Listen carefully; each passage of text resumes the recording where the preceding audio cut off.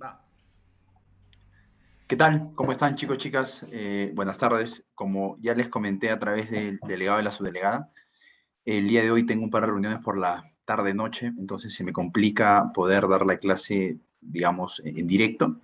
Por esta razón que Víctor me está ayudando con este video que va a contener la primera parte de la sesión de fianza, ¿sí?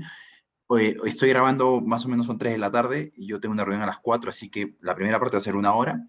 Y ya mañana con calma les dejo la segunda hora para completar nuestras 2 horas regulares, ¿sí?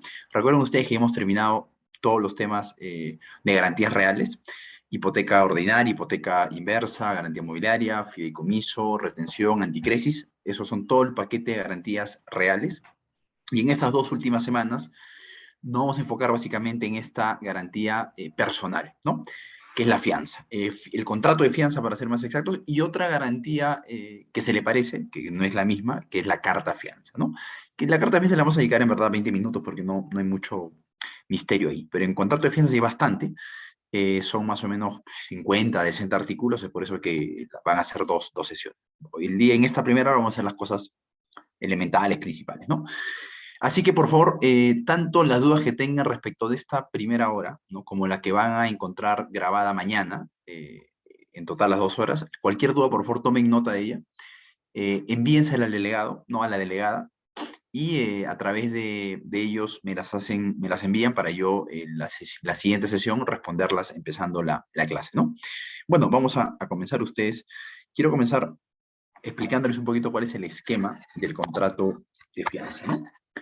Esto es, valga señalar que esta garantía es personal, no una garantía real. ¿Por qué? Porque no se enfoca en un bien en concreto. No hay un bien mueble o inmueble que el acreedor, ante el incumplimiento del pago, pueda ejecutar o pueda sacar a remate o se pueda apropiar del bien o lo pueda usufructuar y de esa manera compensar la deuda, como pasaba, por ejemplo, con la anticresis, ¿no? O que lo pueda retener como una forma de incentivar a su deudor a que le pague, como pasaba con la retención, no. Acá no hay un bien en concreto sobre el cual va a accionar el acreedor, ¿no? Lo que hay es una persona, y para ser más exactos, esa persona, con todo su patrimonio, es la que respalda la obligación. O sea, no se enfoca esta garantía en un bien, sino en un sujeto, entendiendo sujeto como patrimonio. Es por eso que no es una garantía real, sino personal. Un poco el esquema es el siguiente, ¿no? Vean ustedes, hay un deudor, ¿sí? Que adeuda, pues, lo que vamos a llamar una obligación principal, ¿no? Que es la que en todas las garantías reales hemos visto, que básicamente es la obligación que queda respaldada por la hipoteca, por la garantía inmobiliaria, por el fideicomiso, ¿no? Vamos a verle un número: obligación dineraria, ¿no? Que es la más típico, y hemos visto que no solamente obligaciones dinerarias pueden ser garantizadas, cualquier tipo de obligación, pero lo cierto es que lo más estándar, pues ya les he dicho que es la obligación dineraria, la que termina siendo respaldada con garantías, ¿no? Así que vamos a ponerle que este deudor se compromete a pagar $100.000, ¿no? Que es lo que recibió el acreedor. Entonces, ¿cómo funciona la fianza? Aparece un sujeto llamado fiador que le dice al acreedor: mira, amigo acreedor, si el deudor no te cumple, no cumple con pagar los 100.000 que te debe, tranquilo, cóbramelos a mí.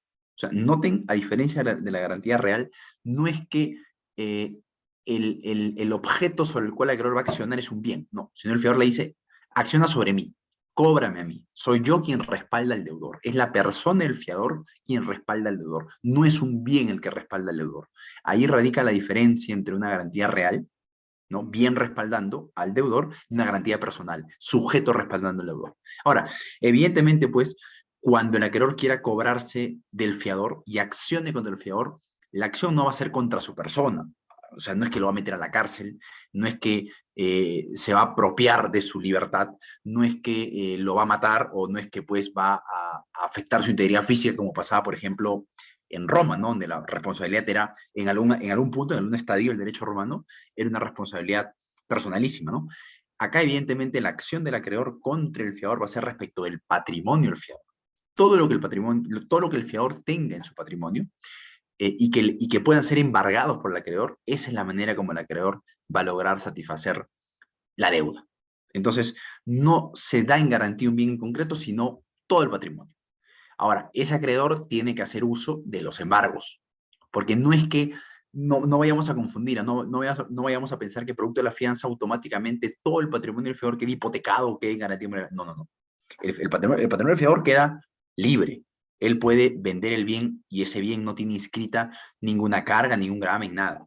Si, por ejemplo, el deudor es Víctor, se presta el banco $100.000 y yo lo afianzo, yo me presento como su fiador, en el instante en que firmamos el contrato de fianza, Víctor como deudor, el banco como acreedor y yo como fiador, y en ese momento yo tengo una casa y un carro en mi patrimonio, ninguno de esos bienes quedan afectados en favor del acreedor. En la partida registral de la casa no va a figurar ningún contrato de fianza, ni va a figurar ninguna hipoteca, ni nada. La casa está libre, yo la puedo vender libre, igual el carro. Esos bienes no se afectan inmediatamente. Recién en el momento en el que el acreedor tenga el derecho a cobrar la deuda y Víctor, que es el deudor, no quiera pagar, y el acreedor se dirija contra mí y me exige el cobro, y yo voluntariamente no cumpla con mi labor de fiador, porque mi labor tendría que ser, como yo me obligué a respaldar a Víctor, si él no paga, yo pago. Eso es lo que yo debería hacer en circunstancias normales, ¿no? Pero debido a que no lo hago voluntariamente, es allí recién donde el acreedor puede accionar contra mi patrimonio. Embargará mi casa y si no alcanza, embargará mi carro. Y ese embargo que conduce a la ejecución, o sea, eso conducirá a que el carro y la casa sean puestos en pública subasta, se rematen, se vendan y con lo que se obtiene de la venta se cobra el acreedor. Pero es recién ese momento en donde se afecta el bien como tal. Antes es simplemente una promesa del fiador diciendo, si él no paga, yo pago. ¿Sí? Entonces, en adelante, un poco lo que pasa con la fianza es lo que se le habilita al acreedor es un patrimonio extra que poder atacar. Porque vamos a ver cómo pasa en la realidad.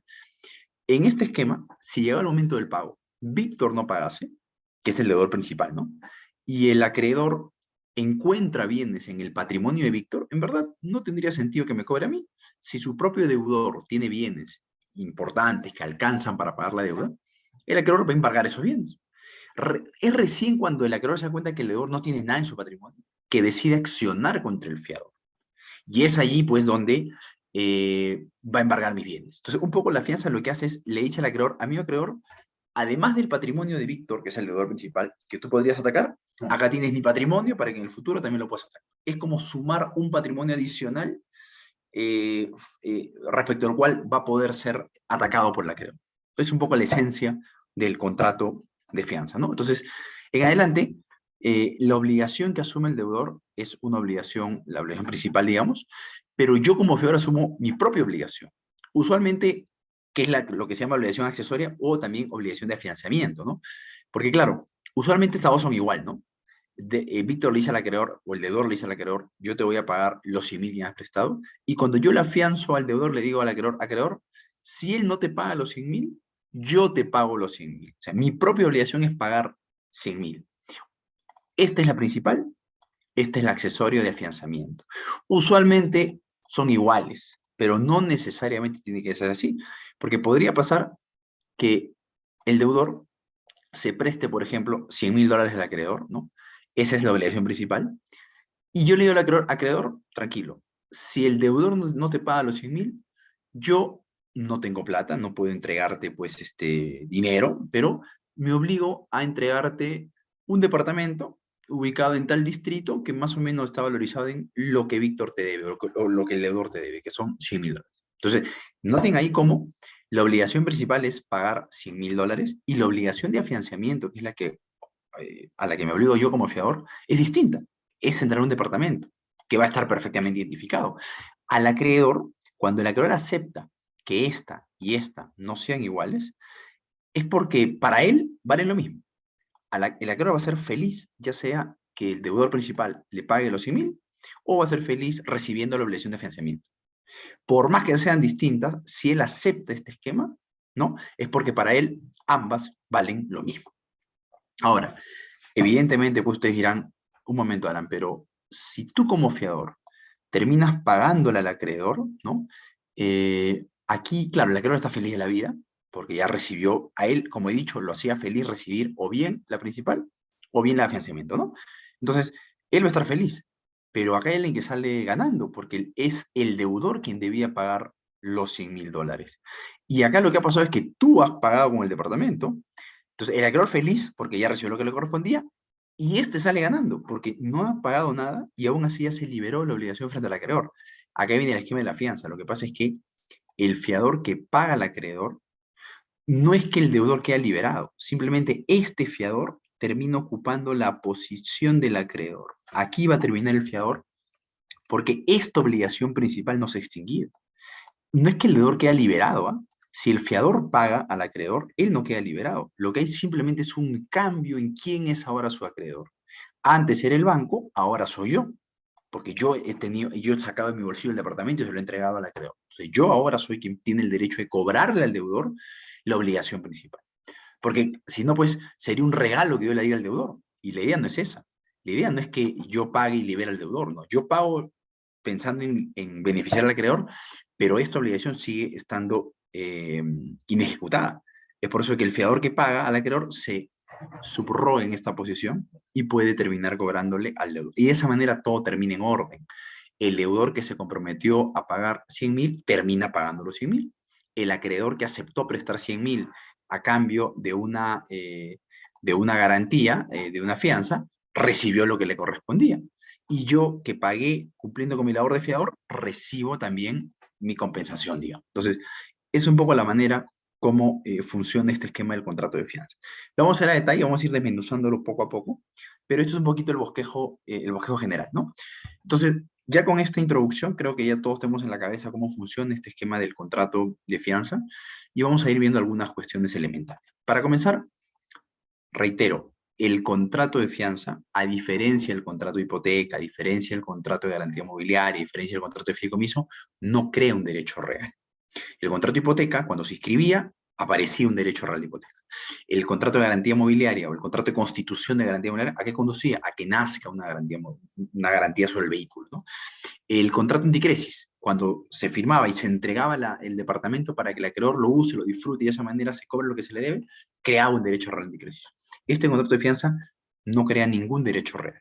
Simplemente genera la obligación del fiador de responder en caso el deudor principal no pague. Pero repito, sus bienes, su patrimonio, producto de la sola celebración del contrato de fianza, no quedan grabados, no quedan afectados. Eso es muy importante. Entonces, como no crea un contrato, como no crea un derecho real, este contrato de fianza está regulado simplemente como un contrato típico, igual que la compraventa, igual que el arrendamiento, igual que el suministro, igual que la donación. No está en el libro de derechos reales del Código Civil, como sí pasa con la hipoteca, perdón, como pasa con la anticresis y como pasa con la retención, ¿no? Evidentemente, el fideicomiso, hipoteca inversa, garantía mobiliaria no están en el libro de derechos reales porque son derechos reales que están en leyes especiales, ¿no? Pero este contrato de fianza, en tanto no crea derecho real, y es simplemente un contrato típico, está regulado en la parte de contratos típicos o especiales, como quieran llamarlo, ¿no? Entonces, esta es la definición, ya con el ejemplo ha quedado bastante claro, no es necesario incidir en esto. Ahora, un poco, desmenuzando poco a poco lo que ya les expliqué, ¿no? ¿En qué se diferencia una garantía real? Ya lo dije, este contrato no afecta un bien en concreto, simplemente lo que hace es suma un patrimonio adicional que el acreedor en su momento podrá atacar. ¿A qué me refiero con atacar? Embargar, ¿no? Ahora, ustedes estarán pensando, dirán, Alan, pero un momento, esto puede que no sea tan útil para un acreedor, porque el banco, el día de hoy, cuando yo me presento ante el banco y le digo, amigo banco, préstale nomás a Víctor la plata, si él no te paga, yo respondo con mi patrimonio. En ese momento, cuando hacemos el contrato de fianza, el banco me estudia mi situación económica y dice, bueno, tú tienes 2 casas, un carro, vamos al ejemplo, ¿no? Y eso es suficiente para respaldar la deuda. Así que yo te creo, Alan, te acepto como fiador y voy a prestar la plata a Víctor. Pero ustedes estarán pensando y dirán, pero un momento, el banco, el contrato de fianza que viene junto con el contrato de préstamo, porque usualmente es un bloque, contrato de préstamo en virtud del cual el banco suelta la plata a Víctor y Víctor se obliga a devolverla, y junto al contrato de fianza, en virtud del cual yo le digo al banco, si Víctor no te paga, yo te pago, ¿no? Entonces, el instante en el que se firma un contrato de fianza, no es que al día siguiente el banco va a cobrar. El banco va a terminar cobrando seguramente en 2 años, 3 años, cuando Víctor se atrase en las deudas, en las cuotas, y eso no pasa al día siguiente. Usualmente el deudor abona las primeras cuotas al día, todo bien, y en la cuota, por poner un ejemplo, ¿no? 20, 22, ahí se atrasa. Entonces ustedes dirán, Alan, pero si tú estás diciendo que producto del contrato de fianza, tu patrimonio, o sea, como fiador, ¿no? No se ve afectado inmediatamente, podría ser que a los 2 años Cuando Víctor incumple, Víctor es el deudor principal, ¿no? Incumple, y el banco quiere cobrarte a ti, puede ser que tú esas 2 casas y ese carro que tenías cuando firmaste el contrato de fianza, a los 2 años no lo tengas más. Porque como tus bienes no quedaron automáticamente grabados, estaban libres de cargas, de todo. Entonces tú los vendiste, pues, o los regalaste. Y cuando el banco quiere cobrarte, ya no hay nada que cobrar, ya no hay nada que atacar porque tu patrimonio ya desapareció. ¿Eso puede pasar? Sí, claro, eso puede pasar. Entonces, eso podría llevarlos a pensar ustedes, pero un momento, entonces esta garantía, este contrato de fianza, en verdad no sirve para nada, porque es fácilmente burlable por el fiador. Dispone de sus bienes y es por eso pues que el banco no puede atacar nada. Entonces, no es una garantía verdadera porque como deja al fiador en libertad disponer de su patrimonio, llega el momento del cobro, puede que no haya nada que atacar. Eso es cierto, pero hay un tema interesante. Usualmente, el banco acepta como fiador a alguien que esté muy interesado en la reputación económica del deudor principal. ¿Cuál es la típica? El deudor principal es una empresa y yo soy el accionista principal de la empresa. Entonces, a mí como accionista de la empresa, yo me constituyo como fiador de mi empresa. Entonces, para mí no es un juego que mi empresa caiga en default, que no paguen, y yo tampoco pagar, porque lo que va a hacer el banco es reportar a mi empresa, al sistema financiero, y van a bloquearle todos los créditos en el futuro.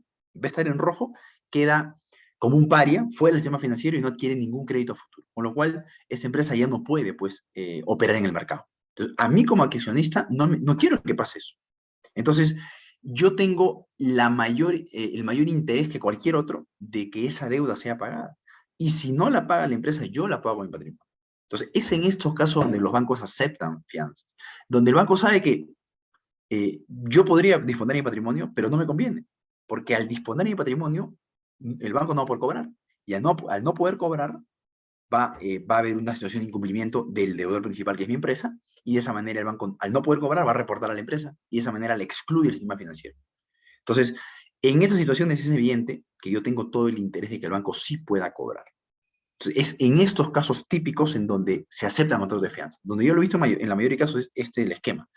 Deudor principal, empresa, fiador, los accionistas de la empresa, que son los principales interesados en que la empresa pague, y si no paga ella, pagan ellos. ¿Por qué? Porque no quieren que su empresa quede fuera del sistema financiero. ¿No? Un poco es allí donde se da la situación.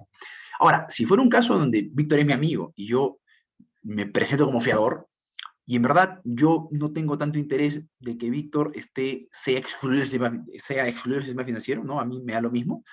Claro, en este caso hay un riesgo grande para el acreedor, ¿no? Porque como yo no tengo tanto interés en que Víctor pague, porque, como repito, me da lo mismo de que él reciba créditos o lo excluyan del sistema, a mí yo podría, como les dije en el ejemplo, simplemente disponer mi patrimonio y cuando el banco me quiera cobrar, ya no hay nada que atacar. Y el banco se queda sin garantía y por ende no cobra. Entonces, en esos casos podría ser mejor que el banco exija una garantía, o que la acreedora en general, ¿no? Exige una garantía real, ¿no? Cuando pasa esta situación de que el fiador no tiene tanto interés en la reputación económica del deudor. Si la tiene, funciona perfectamente el esquema de la fianza, pues, como les comento. Si no la tuviese, hay un riesgo grande de que pase esto, ¿no? Que el fiador disponga el patrimonio y llegado el momento diga, bueno, pues no tengo nada con lo cual te vaya a pagar, ¿no? Un poco ese es eh, el esquema, ¿no? La lógica de la fianza. Ahora, otra pregunta aquí interesante, ¿no? ¿Este contrato de fianza es un contrato que puede ser inscrito en el registro? Recuerden ustedes, como lo hemos visto en todas las clases, que la regla general es que únicamente acceden al registro los derechos reales, o en todo caso los contratos que constituyen, regulan, modifican o extinguen derechos reales. Acabo de decir que el contrato de fianza no es un contrato que cree derechos reales. Y de eso deriva que no pueda ser inscrito en registros públicos. Por eso, si yo tengo una casa a mi nombre y me presento ante el banco como fiador de un deudor principal, no es que producto del contrato de fianza, en la partida registral de mi casa va a decir, el propietario de esta casa ha quedado constituido como fiador. Así que cuidado porque en el futuro el banco podría embargar esta casa. Eso no va a decir. Porque este contrato, repito, no se inscribe en registros públicos. Con lo cual, repito, mi casa siempre está publicitada como libre de cargas girables. Y en eso radica que yo la pueda vender sin ningún problema, ¿no? Y el que me la compra sin ningún riesgo ni contingencia.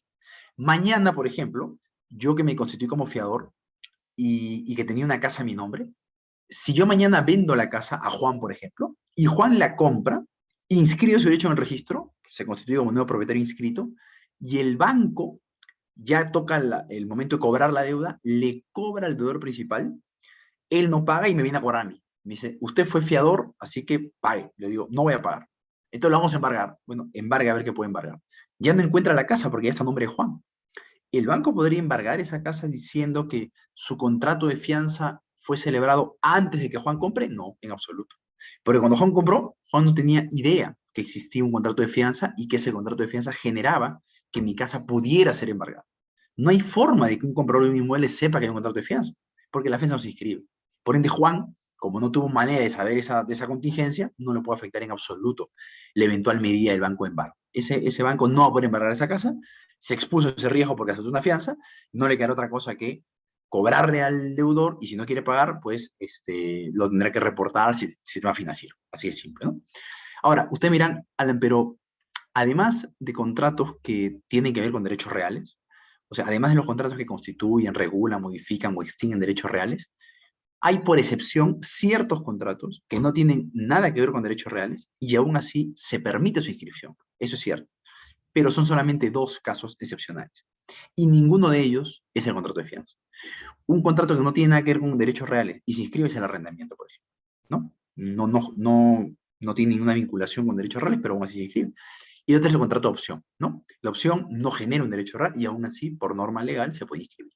Son excepciones a la regla, porque la regla es que únicamente se inscribe aquello que tiene un impacto a nivel de derechos reales, ¿no? Entonces, como el contrato de fianza no está en una de esas excepciones, sencillamente no es pasible de inscripción. Así de simple, ¿no?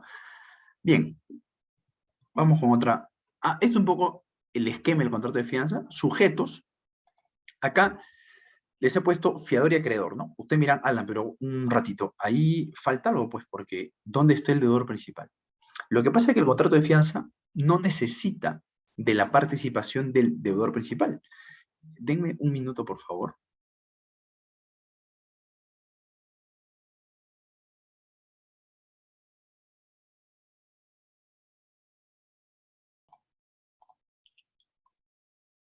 Ya, perdón. No requiere la participación del deudor principal. Basta que participen fiador diciendo yo respaldo a un deudor y el acreedor.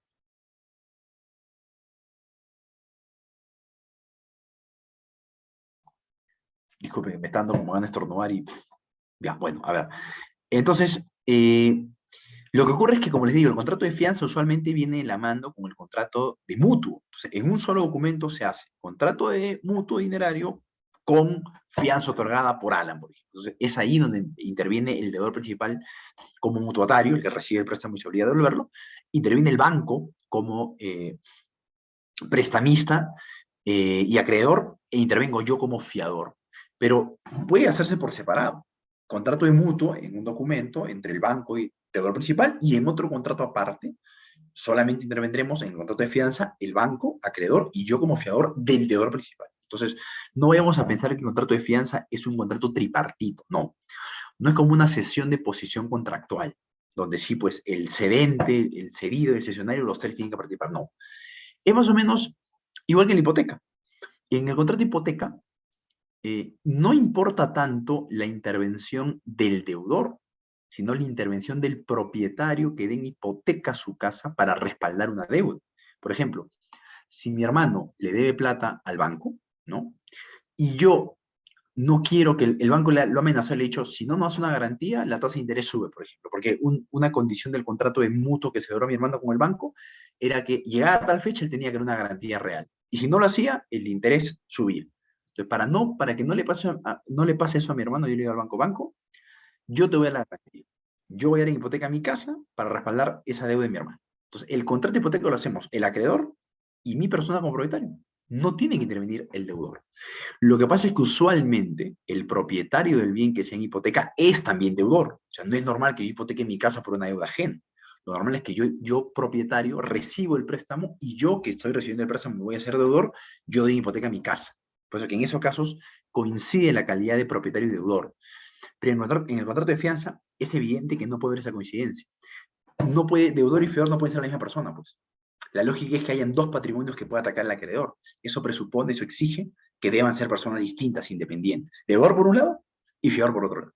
Entonces, la importancia, mejor dicho, quienes son importantes de cara a ser parte del contrato de fianza son el fiador y el acreedor. El deudor puede no estar ni enterado que yo estoy dando fianza a su favor. Es más, puede oponerse a que yo quiera, a que yo dé fianza. Y eso no importa. Aquí importa dejar tranquilo al acreedor.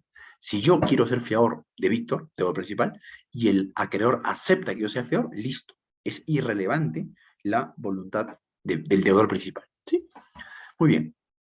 Eso en cuanto al sujeto del contrato de fianza, ¿no? En cuanto al objeto, ya lo dije, hay dos obligaciones involucradas, ¿no? La obligación principal, que es la que tiene el deudor, evidentemente, frente al acreedor, y una obligación distinta es la que asume el fiador, que es la obligación secundaria u obligación de afianzamiento. Para que no se confundan con los términos, voy al esquema acá, ¿no? Esta obligación, si quieren llámenla obligación principal o si quieren llámenla obligación garantizada, ¿correcto? Y esta es la que le compete al deudor principal, ¿no? Y esta de acá, si quieren llámenla obligación de afianzamiento o si quieren llámenla obligación accesoria o si quieren llámenla obligación secundaria, ¿no? Como quieran llamarla. ¿Por qué es importante saber que esta de arriba es la principal, perdón, y esta es la secundaria? Por una razón elemental. Todo lo que pase con esta obligación principal tiene un impacto en la obligación de afianzamiento. Si por cualquier razón esta principal se extingue, automáticamente esto se extingue. Por ejemplo, acá había modificado esto, acá debe decir acreedor, ¿no? Ya, a ver, vean. Evidentemente, pues, si llega la fecha de pago, el acreedor va donde el deudor le dice, oiga, págueme, y el deudor paga, no hay nada, perdón, un minuto, ya, un ratito, por favor, ya, y el deudor paga, listo, esto se extingue, y evidentemente, pues, si muere esto, esa también se extingue, yo dejo de ser fiador, a mí ya no tiene por qué venir a cobrarme el acreedor, porque ya recibió de manos del deudor lo que era su principal interés. Ahora, podría ser que no es que el deudor pague, sino que el deudor le dice al acreedor, oye, acreedor, yo le debo $100,000, ¿de acuerdo? Sí, eso es lo que usted me quiere cobrar. Bien, pero usted recuerda que hace 5 años tenemos un contrato donde usted reconoce que me adeuda 80,000 o me adeuda $120,000. Sí, entonces yo voy a compensar. Yo hoy le debo 100,000, pero de hace 5 años usted me debe 120,000. Entonces, si compenso, yo ya no lo termino debiendo, es usted que me debe a mí 20,000. Entonces, vía compensación, esta obligación principal se extingue. ¿Y qué va a pasar con esto? Evidentemente también se extingue. Pasaría igual si el deudor le dice, o pone perdón, si el acreedor condona la deuda, por ejemplo. La condonación es el perdón de la deuda. Entonces, el acreedor le dice, ¿sabes qué, amigo deudor? Como tú, pues, somos grandes amigos de la vida y me has hecho muchos favores, yo declaro que te perdono la deuda. Se extingue la deuda vía condonación. Claro, eso, perdonar una deuda, pues tiene un impacto tributario grande para el acreedor. No es que la gente pasa por la vida perdonando deudas, ¿no? Bueno, tal vez perdonas que te paguen, no sé, 20, 30 soles, pero no perdonas que te paguen, pues, $20,000 o $50,000, porque eso genera un impacto tributario para el acreedor. Pero si fuera el caso, ¿no? Y el acreedor condona la deuda, esto evidentemente se extingue. De lo principal, todo lo que pasa aquí impacta en lo que pasa abajo. Pero no pasa al revés, como ya lo hemos visto hace un momento. Si se extingue la de abajo, no se extingue la de arriba. Si se extingue la de abajo porque el fiador paga, por eso quiero que tengan muy en cuenta lo siguiente, no es que se trate de la misma obligación y ellos son deudores solidarios, no. Él tiene su propia obligación y él tiene su propia obligación. Que usualmente sean idénticas, está bien, pero no son la misma cosa. Entonces, bien podría pasar que el acreedor, como no obtuvo de manos del deudor principal lo que esperaba y le cobra al fiador y él paga esto, se está extinguiendo lo accesorio. Pero esto, como vimos hace un rato, no se extingue. Lo que va a pasar es simplemente que como el fiador paga esto, claro, esto se acaba, ya, pero el fiador termina ocupando esta posición. Y como esto no se ha extinguido, él sigue estando obligado al pago. Solamente que el pago no lo va a hacer frente al acreedor original, sino frente al fiador que ahora se convierte en su nuevo acreedor. Entonces, es por eso que quiero que tengan muy en cuenta esa diferencia entre lo que es lo principal, lo que debe el deudor, y lo que es lo accesorio, lo que debe el fiador. ¿no? Bien. La causa es un contrato típico, ¿no? Un contrato de garantía, básicamente. Y aquí hay un tema interesante, ¿no? Este contrato de fianza tiene formalidad solemne. ¿Qué quiere decir formalidad solemne? Que si no se celebra de ese modo, el contrato es nulo, ¿no? A nivel de garantías reales que hemos visto, recordarán ustedes que solamente la anticresis tenía formalidad solemne. El contrato de hipoteca tenía formalidad probatoria, ¿no? Escritura pública, pero se puede hacer por escrito, por documento privado, y el contrato de hipoteca es igualmente válido. Claro, solamente que estando en documento privado no se puede inscribir. Hay que elevar la escritura pública ante el notario y luego se va a inscripción. Pero si no se eleva escritura pública, el contrato como tal sigue siendo perfectamente válido. Igual con la garantía inmobiliaria, igual con el fideicomiso, ¿no? No son contratos que no requieren una formalidad solemne, se pueden celebrar de cualquier forma y ya son válidos. La anticresis sí requería, pues, escritura pública, ¿no? Esa era la formalidad para el contrato anticresis, ¿no? En la fianza sí hay formalidad solemne, pero no es que esté por escritura pública, es simplemente que conste por escrito. Documento privado, suficiente. Lo que no podría darse, pues, de manera válida es que yo le mando un WhatsApp al acreedor, le digo, amigo acreedor, yo me identifico como Alan Pasco, DNI, dirección, yo declaro convertirme en fiador de Víctor por los $100,000 que él te adeuda. Si él no te paga en la fecha programada, ven y cóbrame a mí. Yo soy el fiador de Víctor, me constituyo como fiador. Esa voluntad que tiene todos los elementos de un contrato de fianza, porque sujeto con plena capacidad, estoy identificando cuál es la obligación principal, pagar 100,000, estoy identificando cuál es la obligación de financiamiento, pagar 100,000, la causa es que yo me convierto en fiador, esa es la finalidad, tiene todos los elementos de un contrato de fianza, pero no va a surgir realmente el contrato de fianza porque no está por escrito. Por más que yo mande un video por WhatsApp o mande un audio, eso no es suficiente, ¿no? No es suficiente. Ahora, si mandase pues digamos, por correo electrónico y le inserto una firma, perfecto, ¿no? Pero tiene que estar por escrito. Bien. Ahora, habiendo visto este esquema general, vamos a dedicarnos uno a uno a cada elemento. Sobre todo vamos a centrarnos en los sujetos del contrato de fianza y en el objeto del contrato de fianza. De la causa no hay mucho que decir, tiene una como función garantizar una deuda, y de la forma no tiene mucho que decir, que simplemente es solemne, ¿no? Vamos a centrarnos en estos dos aspectos en los minutos que nos quedan, ¿no? Comencemos con el elemento subjetivo, o sea, la parte del contrato de fianza. Comencemos por el fiador, ¿no? A ver, ¿quién puede ser fiador? En verdad, cualquier persona, natural o jurídica, no tiene que ser una empresa la fiadora o una persona jurídica o persona natural, sin ningún problema. Ahora, evidentemente, pues, la persona jurídica no se presenta como persona jurídica y firma el contrato de fianza. Actúa mediante su apoderado, mediante su representante, quien deberá tener poder para dar fianza, evidentemente, ¿no? Como esta, como esta fianza supone la posibilidad de que el patrimonio de la persona jurídica termine siendo embargado, termine siendo atacado, se exige que el poder para dar fianza sea expreso. Ahora ustedes miran, Alan, ¿el poder tiene que ser por escritura pública? Recuerden ustedes que el poder debe ser por escritura pública cuando el poderdante autoriza al apoderado para que éste disponga o grave de su patrimonio, ¿no? O grave su patrimonio. Y técnicamente, siendo muy estrictos, vía contrato de fianza no se grave el patrimonio en el instante, digo, no se grave el patrimonio de la persona jurídica. Porque en ese momento que se firma el contrato de fianza, los bienes de la persona jurídica siguen libres de carga grámenes, se pueden vender sin problema. Entonces, técnicamente el contrato de fianza, el representante de la persona jurídica, bastaría que tenga un poder en donde conste de manera expresa que está habilitado para celebrar contrato de fianza a nombre de la persona jurídica sin necesidad de que ese poder esté por escritura pública. Porque, repito, no es un acto de disposición ni de gravamen. El contrato de fianza no supone ni disponer ni gravar del patrimonio de la persona jurídica. O sea, sí se va a exigir que sea un poder expreso, que claramente diga, el representante puede celebrar contrato de fianza por los bienes de la persona jurídica, eso sí debe decir, pero no tendrá que estar en escritura pública, ¿no? Ahora, requisitos para ser fiador, ¿no? Me verdad que el código creo que no, esta norma no era necesaria. ¿Por qué? Porque vean, dice que sea persona capaz. Bueno, en realidad, el contrato de fianza es un contrato, ¿no? Y cualquier contrato, por mandato jurídico, para ser válido, tiene que ser celebrado por persona con plena capacidad de ejercicio. Así que, capacidad natural y capacidad de ejercicio, ¿no? Entonces, no, esto reitera algo que ya la norma general de jurídico establece, ¿no? Segundo, que sea propietario de bienes suficientes para cubrir la obligación. O sea, si yo voy a financiar a Víctor por una deuda de 100.000, según esta norma, en mi patrimonio yo tendría que tener por lo menos una casa que por lo menos valga $100.000, porque de esa manera cubro el total de la deuda de Víctor. Y para esto no es así. El acreedor podría aceptarme a mí como fiador pese a que yo no tengo patrimonio, porque él considera que llegó el momento del pago, yo me voy a agenciar la plata y le voy a pagar, porque yo tengo pleno interés en que Víctor no sea reportado al sistema financiero.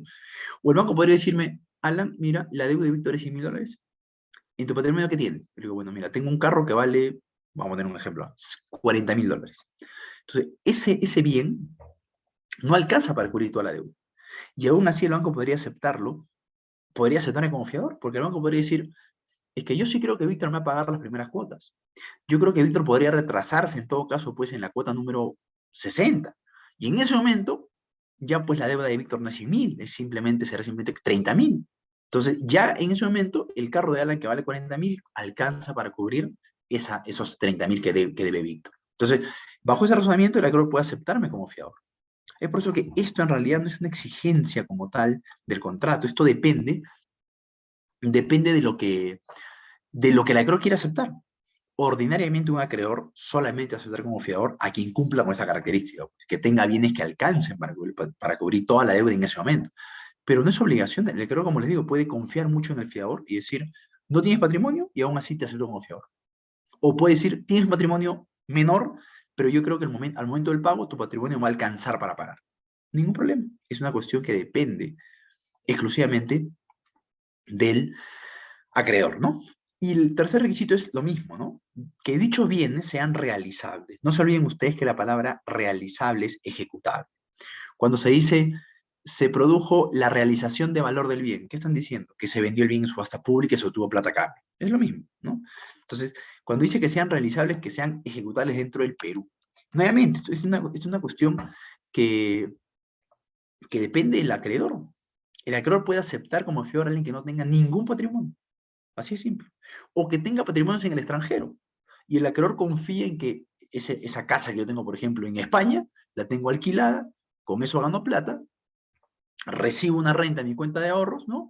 Y cuando llegue el momento en que el deudor no pague y me quieran cobrar a mí, yo voy a usar esa renta para pagar la deuda, sin necesidad que me ejecuten ningún bien, porque no tengo bienes en el Perú. Entonces, nuevamente, no es algo que deba darse para que el contrato sea válido. Esta norma hay que tomarla simplemente como una sugerencia que se hace para lo que el fiador debería tener en cuenta para lo que el acreedor debería tener en cuenta para aceptar a alguien como fiador. Pero, repito, un acreedor puede no importarle que el fiador no tenga patrimonio o que tenga patrimonio fuera del Perú, que no es ejecutable en el Perú. Evidentemente, pues, sí, esto es mandatorio, ¿no? Que sea persona capaz, eso es evidente, ¿no? Ahora, recuerden ustedes que el término ya no es persona capaz, ¿no? Porque ya no hay personas capaces y personas incapaces. El término es persona con plena capacidad de ejercicio. Porque lo que hay en el Perú, producto del decreto legislativo 1384, la división es personas con plena capacidad de ejercicio y personas con capacidad de ejercicio restringida, pero todos con capacidad de ejercicio, ¿no? Salvo los incapaces absolutos, ahí había un desliz de la norma, pero bueno, volvamos al tema. ¿Qué más? A ver, acá hay lo interesante, ¿no? Estamos analizando al fiador, que es el que más nos importa acá. Puede pasar que luego de firmado el contrato de fianza, el fiador devenga insolvente, sí puede pasar, cuando el deudor principal, que es Víctor, ¿no? Se presta plata del banco, el banco le dice, solamente te presto si me das una garantía. Entonces Víctor dice, perfecto, voy a traerme mi igual. Entonces me presenta como su fiador, yo digo banco, yo lo afianzo. El banco estudia mi patrimonio, dice, perfecto, Alan tiene 2 casas y un carro que son suficientes para que nos cobremos la deuda en caso Víctor no quiera pagarla voluntariamente. Entonces, el banco está soltando la plata porque hay una garantía por medio, que es mi patrimonio. Podría pasar que luego el contrato, Víctor empieza a pagar sus cuotas, ¿no? Porque usualmente no es que el banco entrega la plata y le dice, ya, nos vemos en 10 años, me pagas en bloque todos los 100.000 que te prestan. No pasa eso, ¿no? Se presta la plata y inmediatamente el deudor comienza a pagar por puchitos, ¿no? Por tramos, por cuotas. Entonces, todo va bien hasta que en la cuota 30, porque son 80 cuotas, ¿no? En la cuota 30 el banco se entera que yo he perdido la casa, he perdido el carro y estoy atacado por todos lados por los acreedores. Entonces, claramente yo ya no soy una garantía para el banco. Ya no soy un fiador que realmente pueda responder en caso Víctor no cumpla. Entonces, no se olviden que el banco había prestado la plata bajo la premisa que había una garantía. La garantía era yo, bueno, mi patrimonio. Hoy ya no la tengo. He devenido insolvente. ¿Qué puede hacer el banco en ese caso frente al deudor principal? ¿Hay una afectación para el banco? Claro que sí. Está perdiendo su garantía. Entonces, la ley dice, el banco puede exigirle al deudor principal cambiar, ¿no? Cambiar de fiador. Tráeme a alguien que realmente sea un fiador, porque hoy Alan ya no es ninguna garantía. Tráeme a otro o dame una garantía real. Si Víctor en ese momento, por ejemplo, se compró un carro o un inmueble, podría dar en hipoteca el inmueble o en garantía inmobiliaria el carro. Pero es el derecho que tiene el banco. Pedir el cambio de fiador o una garantía distinta y que sea idónea. Una garantía real, básicamente. Ahora, ¿por qué es importante que Víctor cumpla con esto? Por una razón esencial. Porque si no lo hace, el banco tiene, o el acreedor, ¿no? Yo estoy hablando de banco porque es la figura más típica de acreedor, ¿no? Pero cuando diga banco, ustedes entiendan cualquier acreedor, de cualquier tipo, ¿no? El banco lo que puede hacer es lo que se llama la caducidad del plazo. O es lo mismo, aceleración de las cuotas. Como el banco ha perdido su garantía, el banco le dice al deudor principal, mira, ya no tienes, vas por la cuota 30, tenías que pagarme en 80 cuotas, en 80 meses ya. Olvídate de los 50 meses que te quedan como fraccionamiento de tu deuda. Mañana me pagas todos los 50 meses en un solo tramo, en un solo bloque.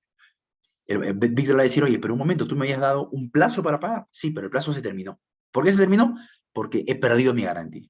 Mi garantía era Alan como fiador, devine insolvente, ya no me sirve más como garantía. No me la has cambiado, no me da otra garantía, estoy en situación de desventaja. Así que mañana me pagas todo. Eso que hace el banco se llama caducidad del plazo. Tenías plazo para pagarme en 50 meses, se perdió tu plazo. Mañana me pagas todo. También se le llama aceleración de las cuotas. Tenías que pagarme 50 cuotas, mañana me pagas todas juntas. Es exactamente lo mismo. Ahora ustedes me dirán, Alan, ¿y esto dónde está en la ley de bancos? ¿No? Es una figura que aplica para cualquier acreedor que ha perdido la garantía, ¿no? Por causa que no sean imputables a él, evidentemente. Esto está en acto jurídico, ¿no? De un momento esto ya se los he comentado, me parece, cuando vimos hipoteca inversa también, pero aquí voy a proyectar el Código Civil, ¿no? Esta norma a veces pasa desapercibida, pero es sumamente útil. No vayan a pensar por eso que solamente aplica para bancos, aplica para cualquier acreedor. A ver, denme un minuto, ya salí de acá, ahora voy a proyectar mi código y vamos por el artículo 182, que si mal no recuerdo es el que regula este tema. Aquí está, miren. Ahí debe estarse viendo. No sé si Víctor, ¿me puede confirmar que se esté viendo? Por interno nomás. Perfecto. Vean acá lo que dice, ¿no? Dice, el deudor pierde el derecho a utilizar el plazo, o sea, su plazo caduca, o sea, mañana le cobran todo. ¿En qué casos? Aquí está. Cuando las garantías disminuyeren, ¿qué garantía había? Una fianza. Acá no es que disminuye, desaparece la garantía. A menos que sí inmediatamente sustituya. Es exactamente lo que pasa acá. La garantía que era la fianza desapareció porque el fiador devino insolvente. Si Víctor, deudor principal, no la sustituye inmediatamente a satisfacción del acreedor, ¿qué pasa? Pierde su derecho a utilizar el plazo. Entonces, esto es la famosa caducidad del plazo, aceleración de cuotas o pérdida a utilizar el plazo. Exactamente lo mismo. Artículo 181. ¿Sí? Bien. Ahora voy a volver al PPT. Creo que este. Y ya, a ver. Bien, sigamos. ¿Qué más nos queda? A ver. Esto es lo que le decía, ¿no? ¿Cómo se llama esta posibilidad de exigir el cumplimiento de la obligación pese a que había un plazo pactado? Caducidad del plazo, ¿no? Bien. Un ratito, perdón. No sé qué. Deme un ratito, por favor, que no sé qué está pasando, que no puedo. Ya, acá está. Ahora sí. A ver, ¿qué más? ¿Es posible que el fiador sea cambiado por una garantía real? Sí, claro, eso es perfectamente factible. Podría ser, por ejemplo, que ya no, el acreedor está feliz, el banco está feliz con mi persona como fiador. Entonces, no, tengo mi patrimonio bien en orden, tengo bienes que el banco puede atacar si es que el deudor principal no paga. Entonces, el banco no tiene ningún interés en que a mí me cambie como fiador. Pero soy yo quien ya quiero dejar de ser fiador. Le digo a Víctor, mira, Víctor, yo tengo, mi hermano va a pedir un préstamo y me han pedido que yo lo afiance. Entonces, si yo ya estoy afianzándote a ti, ningún banco va a aceptarme como fiador de mi hermano. Entonces, yo quiero dejar de ser tu fiador para poder ser fiador de mi hermano. Evidentemente, pues que si yo dejo de ser fiador, eso perjudicaría al banco, ¿no? Además, el banco tendría que aceptar que yo deje de ser fiador, porque es un contrato del banco y mi persona. El banco tiene que aceptar liberarme de la situación de fiador. ¿Cómo podría convencerlo? Víctor le puede decir, banco, tranquilo, ya me compré una casa y esa casa vale mucho más de lo que te debo. Así que te lo doy en hipoteca. De esa manera vamos a cambiar. El banco deja de tener una garantía personal, que sería mi persona confiador, y pasa a tener una garantía real, que es la hipoteca del deudor. Eso es factible, es perfectamente factible. Ahora, es un cambio no porque yo haya devenido insolvente. Yo estoy perfectamente bien con mi deuda, mi patrimonio. Simplemente es por una cuestión que yo se la pida al deudor, ¿no? O que el propio deudor ya no quiera que yo sea su fiador. Nos hemos peleado, por ejemplo, con Víctor. Él no quiere ya que yo lo respalde, no quiere depender de mí. Dice, banco, quiero que liberes a Alan de su condición de fiador, te voy a dar una hipoteca, que la vas a ejecutar fácilmente, así que acéptame. Entonces, eso es un trato, una propuesta que puede hacer el deudor al banco. Ahora, ¿tiene el banco que aceptar eso? No, porque el banco puede decir, yo prefiero tener como fiador a Alan que una hipoteca sobre una casa de Víctor. Ahora, si esa decisión del banco no tiene mucho respaldo, podría considerarse un abuso de derecho, ¿no? Si le está dando una garantía tan sólida, o mejor aún que una fianza, no habría razón para que el banco rechace este cambio que le hace el deudor. Es por eso que la ley dice, en ese caso, si el acreedor rechaza pues de manera injustificada, el juez puede, el deudor puede pedirle al juez, ¿no?, que haga este cambio, que acepte la nueva garantía y que ordene al banco liberarme a mi confiado, ¿no? Un poquito, un poquito intrusiva, digamos, esta disposición, pero está básicamente pensada en una decisión injustificada del banco, ¿no? Evidentemente, pueden haber casos en donde el banco tenga razones para no querer el cambio. Y a mí se me ocurre una.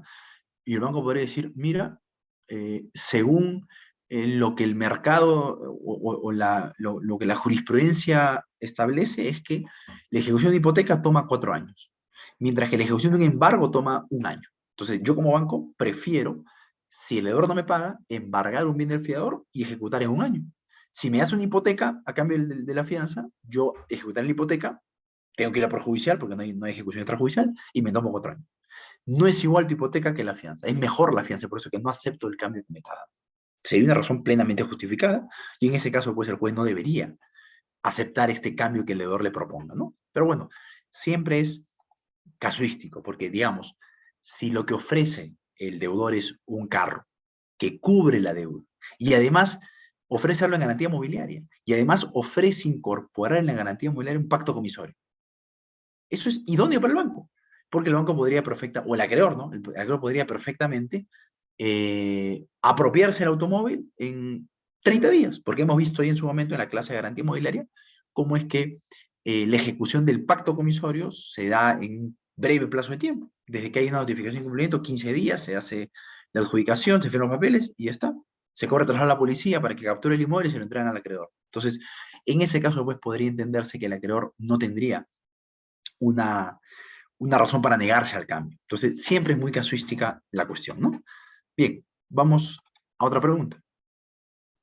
Vean, ¿en beneficio de quién se puede dar fianza? Esto lo voy a dejar para más adelante, ¿no? Porque es posible que yo me constituya en fiador de un deudor principal, que es lo que se llama fianza en favor de un deudor. Pero también es posible que en ese mismo caso, en ese mismo esquema, a mí como fiador, otra persona me afiance. Eso puede darse. Repito, lo vamos a hacer más adelante, ¿no? Pero si quieren, les voy proyectando esto es lo que se llama la subfianza, ¿no? Vamos a, denme un ratito, por favor.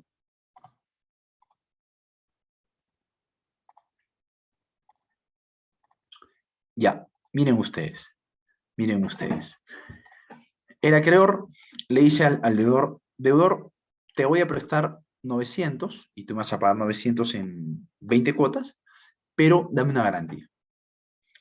El deudor le dice, perfecto, acá traigo el fiador 1. Si yo no te pago, él te va a pagar los 900. O sea, tienes todo su patrimonio, podrás atacarlo y embargar y cobrar. Entonces el acreedor estudia el fiador 1, lo estudia y dice, sí, tiene bienes suficientes para cubrir toda la deuda. Sin embargo, me he enterado que en otra oportunidad, cuando ya se presentó como fiador, no pagó y dilapió su patrimonio. Entonces, él lo acepta como fiador, pero tengo miedo que él no, llegado el momento del cobro, él no tenga patrimonio. Así que quiero que él, a él a su vez, otro lo respalde. Si él no me paga, quiero que haya un subfiador cuyo patrimonio yo pueda atacar. Entonces, este es el esquema de la subfianza. Este sujeto, vean, en este primer esquema, el fiador 1 está garantizando, está dando fianza por un deudor principal. Y en este segundo esquema, este sujeto está dando fianza por otro fiador. Este es el subfiador, ¿no? Este es el subfiador y este es el fiador. Entonces, la fianza puede darse para beneficiar a un deudor principal o puede darse para beneficiar a quien ya tiene la condición de fiador. Ese es el esquema de la subfianza. Ahora, puede seguir bajando, ¿no? Deme un minuto, por favor.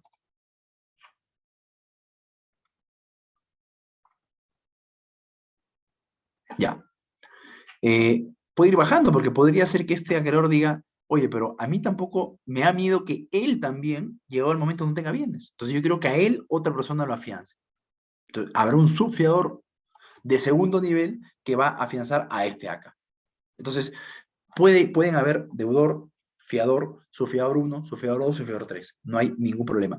¿Y cuál es la gran ventaja para el acreedor? Que él va a tener muchos patrimonios que atacar. Si no hay nada acá, puede atacar acá. Si no hay nada acá, puede atacar acá. Si no hay nada acá, puede atacar acá. Y si no hay nada acá, bueno, caballero, pues si ya en todos los patrimonios que le han ofrecido como fianza no hay que atacar, como se dice, a llorar al río, ¿no? Es un riesgo que él asumió, así que sencillamente le corresponderá reportar a este por no haber pagado su deuda, pero la plata no la va a ver, ¿no? Pero bueno, entonces ese es el esquema, a eso se refiere la norma cuando indica, voy a volver al PPT, ya, a eso se refiere la norma cuando dice que se puede dar fianza en favor de un deudor principal o en favor de otro fiador. Estamos pensando en el subfiador, ¿no? Bien, esto es lo que le decía al inicio, ¿no? ¿Es necesario que el deudor principal participe en el contrato de fianza? No. Lo importante es que quienes sean parte del contrato son el que va a afectar su patrimonio, que es el fiador, y el beneficiario, que es el acreedor. Es más, se puede celebrar un contrato de fianza sin que el fiador esté enterado, ¿no? Porque una cosa es que yo le diga, perdón, sin que el deudor esté enterado, ¿no? Porque hay tres posibilidades. Que yo le diga, deudor principal, yo voy a ser tu fiador. Participa conmigo en el contrato de fianza con el banco. Entonces, los tres participamos sin ser necesario, pero el deudor interviene diciendo, sí, estoy de acuerdo con que Alan sea mi fiador. Primer escenario. Segundo escenario, yo le digo al deudor principal, voy a ser tu fiador. Pero el contrato lo firmo solamente yo con el acreedor, no es necesario que tú participes. Ah, perfecto, igual funciona la fianza. No firma el contrato, pero está enterado y está de acuerdo. Tercer escenario, el deudor ni enterado está que yo lo voy a afianzar. No está enterado, pero tampoco se opone, simplemente no tiene conocimiento de la situación. Y yo firmo un contrato de fianza con el deudor principal. Sin conocimiento del deudor, perdón, firmo el contrato de fianza con el acreedor, sin conocimiento del deudor principal. Y corto escenario, el deudor principal sabe que yo estoy negociando con el banco un contrato para afianzarlo a él, al deudor principal. Y él no quiere que yo lo afiance, porque somos enemigos, no quiere depender de mí. Dice, no, le mando una carta al banco. Señor al banco, me niego rotundamente a que Alan sea mi fiador. Pese a eso, igual el contrato de fianza se puede hacer. Porque finalmente eso no afecta en nada al deudor principal. No lo perjudica en absoluto a él. Entonces, por eso la norma permite que incluso ante la negativa del deudor principal, yo pueda convertirme en su fiador. Reitero, esa situación no genera ningún impacto en el deudor principal, ni en su persona, ni en su patrimonio. Lo único que hace es beneficiar al acreedor. Como solamente es un beneficio para el acreedor, no importa lo que vaya a decir el deudor principal. Entonces se puede hacer un contrato de fianza con la participación del deudor principal, sin la participación, pero con su sentimiento, sin conocimiento o en contra de su voluntad. Son los cuatro escenarios que les estoy comentando, ¿no? Bien, y ya para terminar, porque como les he dicho, esta sesión va a ser de 1 hora, ¿no? Y ahora yo les dejo la siguiente sesión, la siguiente hora, mañana por la mañana, ¿no? Vamos a terminar con esta última pregunta. Ah, perdón, ya acá ya entramos al siguiente elemento del contrato de fianza, que es la obligación garantizada, ¿no? Y solamente para terminar con esto, recuerda que les he dicho que no tienen que ser idénticas, ¿ah? Usualmente, ¿cuál es la deuda principal? Pagar 900. ¿Y cuál es la obligación que asume el fiador? Pagar 900. Usualmente son idénticas, es lo que siempre he visto, pero teóricamente cabe la posibilidad de que la obligación principal sea entregar un carro y la del fiador sea entregar plata. A la acreedor le da lo mismo recibir o la principal o el afianzamiento. Si él acepta que sean distintas, es porque para él valen lo mismo. Entonces, es posible eso. Yo como fiador no tengo liquidez, pero tengo muchos bienes, por ejemplo. Entonces le digo, a mi acreedor, si el acreedor no te paga los 900.000, yo tendré un departamento, tendré una hectárea de mis 800 que tengo, por ejemplo. Y eso para ti vale igual que los 900.000. Perfecto. Entonces, la obligación de afianzamiento es una de dar bien inmueble y la obligación del principal es dar plata. O viceversa. La obligación del deudor es entrar a un departamento. Yo como fiador no tengo bienes, pero tengo mucha plata en el banco. Digo, acreedor, si él no te transfiere la propiedad del departamento al cual se obligó, yo te pago su valor en dinero. Entonces, son obligaciones distintas, pero para el acreedor valen exactamente lo mismo. Entonces, no tienen que ser necesariamente iguales. ¿De acuerdo? Y cierro con la última, ¿no? Manita, ¿dónde estaba? No, pero no. A ver, ¿puede haber fianza en beneficio de uno mismo? Evidentemente no, pues. Esto no es como en las garantías reales, ¿no? Yo, propietario de mi casa, puedo dar en hipoteca mi casa por una obligación que yo mismo contraigo, es un préstamo que para mí es una hipoteca en beneficio, perdón, es una hipoteca para garantizar la obligación propia, o puedo darle en hipoteca para garantizar un préstamo que va para mi hermano. Él recibe el préstamo, pero mi casa paga pato si él no paga. Es una hipoteca por deuda ajena. Entonces, la garantía funciona igual para la garantía mobiliaria, para el fideicomiso, para la anticrisis, ¿no? Se pueden dar garantías reales para garantizar las obligaciones propias o ajenas. En la fianza es imposible, pues, que el fiador garantice su propia obligación, porque él estaría siendo fiador y deudor a la vez, y eso no se puede. Deudor y fiador tienen que ser personas siempre distintas, porque solo así se cumple el requisito de que hayan dos patrimonios que pueda atacar el acreedor. Por eso que el fiador siempre se constituye como aval, entre comillas, porque no es técnicamente un aval, como garante de una obligación ajena. Yo, fiador, soy una persona, el deudor principal es otra persona. Yo afianzo a un tercero, una obligación ajena. No puede haber fianza para sí mismo. ¿Sí? Diferencia importante con las garantías reales. Bien, entonces creo que ya con esto hemos agotado lo que me interesaba comentar el día de hoy, ¿no? Entonces, ya en el... Perdón, un minuto. Ya, entonces, ya con esto cerramos la primera parte del contrato de fianza. Va a quedar la sesión grabada, no se preocupen. Y el día de mañana les estoy dejando la segunda parte con la segunda hora, ¿no? Vamos a abarcar todo lo que nos queda pendiente del elemento objetivo, que es la obligación. En la siguiente semana tocaremos subfianza, tocaremos confianza y tocaremos carta fianza. Ya con eso cerramos todo nuestro bloque de garantías. Bien, les agradezco mucho. Por favor, las preguntas que tuvieran, apúntenlas, me las hacen llegar luego de ver el video mañana también, lo ven todo en bloque, y nos estaríamos viendo la siguiente semana. Atentos, por favor, al video mañana, que va a estar subido también para que ustedes puedan visualizarlo. Bien, muchas gracias. Hasta luego.